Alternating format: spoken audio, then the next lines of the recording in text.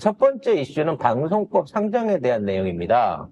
그러니까 어저께 이제 방송법 상정이 됐고 필리버스터가 들어가는데 지금 정청래 대표와 이재명 대통령 사이에서 갈라치기 하는 무리들이 정말 똑같은 내용의 엄청난 그 댓글들을 써올리고 있어요. 모든 SNS에 써올리고 있거든요. 내용이 뭐냐면 이재명 대통령이 이 노란봉투법부터 해달라고 했는데 양곡법부터 하고 있다. 그리고 방송법부터 하고 있다. 방송법 상정도 이거 대통령의 권한을 대폭 줄여버린 권한이니까 정청래가 지금 우원식이랑 짜고 대통령을 손을 묶어놓고 뭔가 지금 대통령의 뜻에 어긋나는 상정을 첫날부터 하고 있다 막 이러고 계속해갖고 댓글을 씁니다. 여기에 대한 팩트가 일단 중요한 거예요. 자, 먼저 방송법 상정을 정청래가 시킨 게 아니고요. 이게 원래 이게 법안이 올라가면 그걸 상정해서 표결하고 심의하는 거는 국회의장과 여야 간사단의 권한입니다. 그래서 원내부대표하고 우원식 그 국회의장이 만나갖고 얘기를 한 거예요. 근데 이제 방송법에 대해서 필리버스터 하겠다 막 이 난리를 치고 또 노란봉투법도 필리버스터 하겠다 막 이 난리를 치니까 그럼 뭐부터 하는 게 좋겠냐라고 해서 양측 대표가 이걸 고른 거예요. 대신에 민생 현안으로 갈 수 있는 양곡관리법이나 뭐 농수산물 가격안정법, AI 교과서 변경법 이런 것들은 여야 합의로 통과를 해준 겁니다. 그래서 양쪽의 합의에 의해서 이거를 먼저 올린 거지. 예를 들어 대통령은 이씨 노란봉투법부터 하라 그랬는데 지금 저것만 하고 있네? 그리고 대통령 권한을 축소시켰네? 이건 아닌 거예요. 원래 대통령의 권한이 너무 강해가지고 이 자체를 시민단체를 참여시켜가지고 이 방송에 대한 장악력을 낮추고자 하는 법의 의지가 이게 방송법 개정안이기 때문에 당연히 대통령이 지명할 수 있는 이사 숫자를 고정해 놓고 나머지 이사를 늘리는 겁니다. 쉽게 말하면 민주당이 쓸 수 있는 기득권을 내려놓은 법안이거든요. 그렇죠. 근데 이걸 갖다가 왜 필리버스터를 하냐고. 왜냐하면 민주당이 한다고 하니까. 그러니까.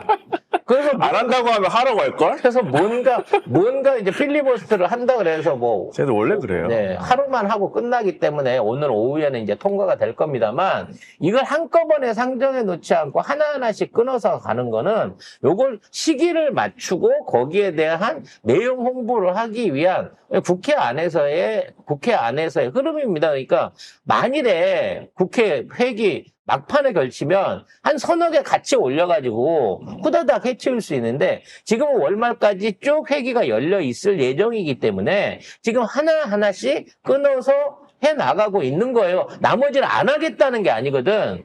근데 이렇게 난리를 치고 있습니다. 그래서 우원식 국회의장이 개인 SNS로 왜 이게 쟁점 법안 5개 법안의 상정 순서는 국회의장의 권한이고 여야 합의 아래서 이것부터 하기로 했다라고 설명까지 했습니다. 그런데도 정청래가 수박이다. 정청래가 벌써 이재명 대통령하고 각을 지고 있다 이러고 막 써 올리고 있거든요. 그런 거 보면 뭔가 지금 민주당의 어떤 그 일관지를 위해서 매우 익숙한 그 덕냄새 나는 파리 새끼들이 다시 등장한 게 아닌가라는 생각이 듭니다. 똥파리들? 똥파리 다 이낙연 따라간 거 아니었어요? 안 나갔어. 아직 안 죽었어. 아직 안 죽고 다시 실실 기어 들어와가지고 또 이 짓거리를 뿌리고 있는 것 같아요. 왜냐하면 저도 이제 X를 보면 옛날에 똥파리인 줄 모르고 이 팔로워를 걸어놨기 때문에 계속 해가지고 그 글들을 올리는 놈들이 있거든요. 그때는 분명히 민주당 소속이었는데 지금은 새누리당 그쪽 그 이름으로 프로필이 바뀌어 있더라고. 그럼 누구 당 일이나 신경 써라 제발. 왜 남의 당에다가 난리냐. 아주 웃기지도 않아. 그래서 중요한 거는 이제 이 와중에 양곡관리법이랑 그 농안법이 여야 합의로 통과를 했다는 거예요. 지난번에는 합의가 안 됐지만 거부권을 써서 날아갔는데 이게 합의로 통과됐다는데 매우 큰 의미가 있습니다. 즉 지금 있는 상황에서 선거가 얼마 안 남은 상황에서 민생 법안에까지 이 국집애들이 이거를 갖다가 거부권 내지는 반대표를 던지기가 좀 쑥스러웠던 모양이죠. 그래서 이거는 여야 합의로 통과가 됐습니다. 어떤 내용으로 통과가 됐는지 내용을 좀 알아볼 필요가 있겠습니다. 지금 이제 양곡관리법이라고 하는 거는 애초부터 쌀이 추가 생산, 그러니까 생각했던 것보다 풍년이 들었을 때 남는 물량을 사주는 거잖아요.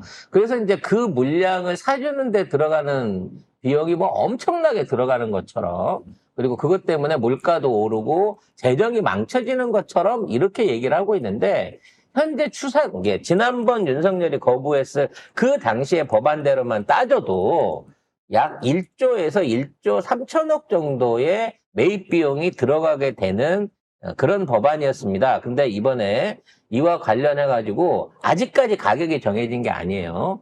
이 추수가 끝나고 나면 추수 상황이나 전체적인 수확 상황을 보고 이 농민단체랑 정부랑 유통단체가 모여가지고 이에 대한 수매가를 조정을 해서 그걸 대통령이 승인하게 돼 있습니다. 그리고 이번에는 이제 대체 작물을 심었을 때 대체 작물이 쌀하고 비교해가지고 가격이 많이 떨어지게 되면 거기에 대해서 이제 부족분을 메꿔주는 방식으로, 이제 난 쌀 안 심고 콩 심을래요 했는데 콩값이 의외로 쌀값보다 많이 떨어져가지고 쌀 생산하는 것보다 가격이 떨어진 다음에 거기에 대한 이제 차익을 보존할 수 있는 방식으로 법안이 살짝 바뀌었거든요. 그래서 필요로 했던 정부 부담금이 1조 4천억 원 정도 맥스로 잡았을 때 요 부분 안에서 5천억 정도로 줄어들었다고 합니다. 그러니까 전체적인 재정 부담을 많이 줄인 거죠. 그런데다가 이제 저희가 어차피 이 쌀은 전략 품목인 거고 우리가 갖고 있어야 되는 품목이기도 하지만 요게 앞으로 얼마나 그 국제적인 식량 안보 위기 상황에서 유용하게 쓰일지 모릅니다. 가장 대표적으로는 이제 북한이 우리 쌀을 애타게 기다리고 있는 거고요. 지금 일본이나 중국도 이제 풍수해가 너무 심하기 때문에 일본은 특히 지금 엄청 사가던데. 지금 일본은 자체 유통 안에서도 이미 모자라고 있고 지금 여름에 수해를 엄청 겪고 있는 상황이기 때문에 결론적으로는 전반적으로 봤을 때 한국이 지금 전 세계에서 쌀 재고가 넉넉하게 있으면서 동아시아에서 먹힐 수 있는 사람, 태국이나 베트남이 아닌 동아시아에 있는 사람들한테 익숙해져 있는 지금의 품종의 쌀들을 우리가 보유하게 된다고 치면 요걸로 인해 갖고 식량 안보나 외교적인 부분 안에서도 상당히 유용하게 쓰일 수 있는 그런 시기에 와 있거든요. 그래서 농민도 보호하고 물가도 안정시키면서 그리고 우리의 전략 어떤 품목이 될 수 있는 쌀 시장의 안정까지를 감안한 정책이라고 평가받고 있고요. 이에 대한 통과를 통해서 농민단체가 어느 정도 수혜를 보게 되지 않을까라는 생각도 듭니다. 아무튼 방송법은 필리버스터 하고 있으니까 오늘 오후에 그냥 표결을 통해 갖고 통과가 될 걸로 보이고요. 나머지 쟁점 법안 4개도 순차적으로 통과가 될 것으로 생각을 합니다. 지금 이제 가장 걱정하는 것은 주식 소득세 관련된 그 부분이거든요. 솔직하게 얼마나 팔렸으면 좋겠습니까? 목표는 1000켤레. 목표는 1000켤레.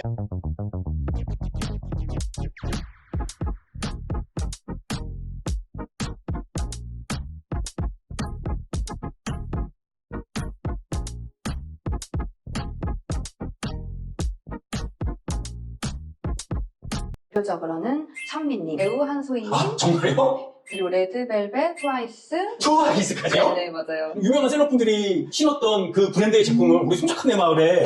저희 매듭 투웨이는 매듭이 투웨이 두 가지로 연출이 가능하다는 뜻인데요. 이게 발가락이 좀 가려지기 때문에 이게 조금 더 인기가 있는 매듭 디자인이거든요. 그래서 이대로 포장해서 보내드리고 있고 이대로 착용하시다가 조금 지겹다라고 하시는 분들은 이렇게 연출이 가능하세요.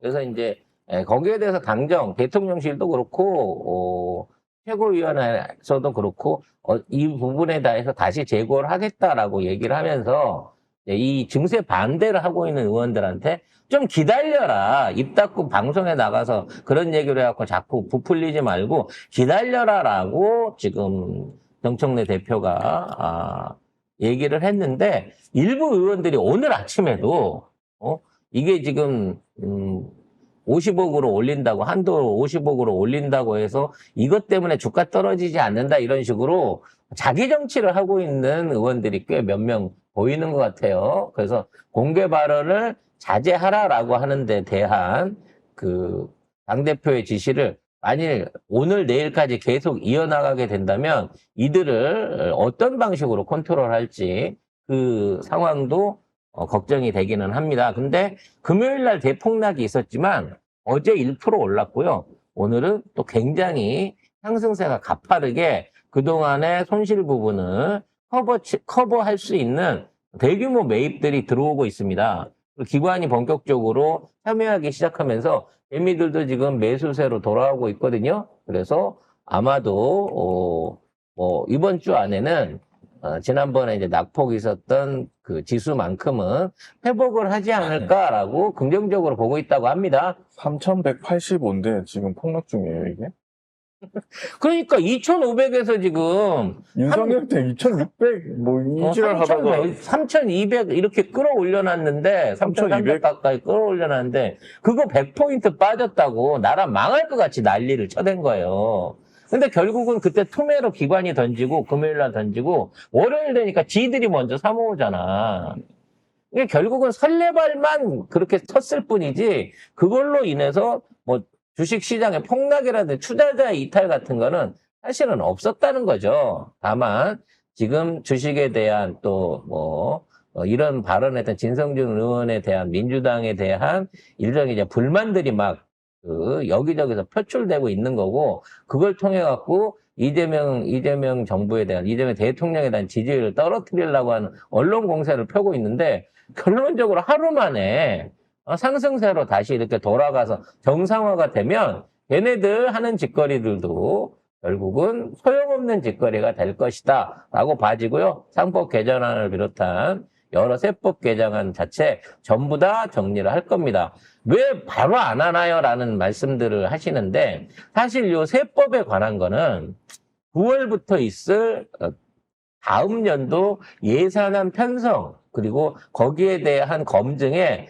또 필요한 자료이기도 해요. 이게 결정이 돼야 내년도 세수가 얼마 정도 나올지 대략적인 계산이 나오는 거고 그 계산을 바탕으로 해갖고 내년 예산에 대한 예상평가 금액들을 또 책정을 해서 갖고 가는 거거든요. 그래서 큰 금액은 아니지만 이와 같은 세수 세입에 관한 법안들은 이달 말까지 충분한 검토를 거쳐가지고 그 영향력을 확인한 다음에 진행하기 위해서 지금 이렇게 신중하게 법안들을 점검하고 있다라고 이해해 주시면 좋을 것 같습니다.